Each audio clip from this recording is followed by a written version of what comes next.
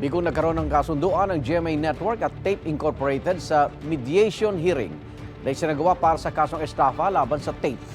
May unang balita si Mark Salazar.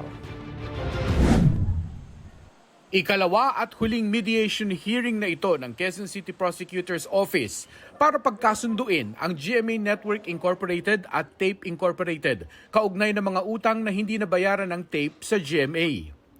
Nag-alok daw na magbayad ang Tape Incorporated pero bigo ang negosasyon sa kung magkano ang handa nitong ibayad. Unfortunately, hindi siya sufficient for us to accept the offer of Tape and how much they will be paying a settlement of all their liability to GMA. GMA Network is asking for a universal settlement or universal mediation on the whole collectibles of GMA on the full amount of the airtime fees na hindi na-collecta sa Tape Incorporated.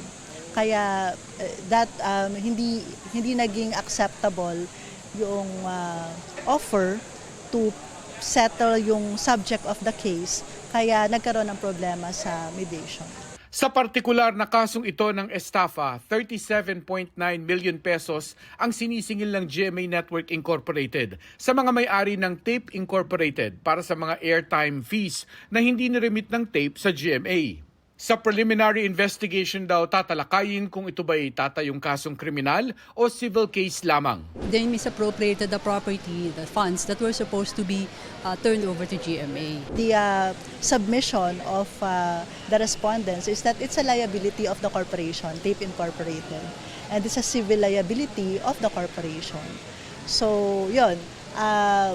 That would be part, of course, of the defense during the submission of the counter affidavit. Dahil tapos na ang pagkakataon ng mediation para sa settlement, muling iraraffle ang kaso sa isa pang piskal na siyang magsasagawa ng preliminary investigation.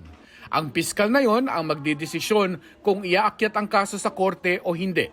Ito ang unang balita. Mark Salazar para sa GMA Integrated News.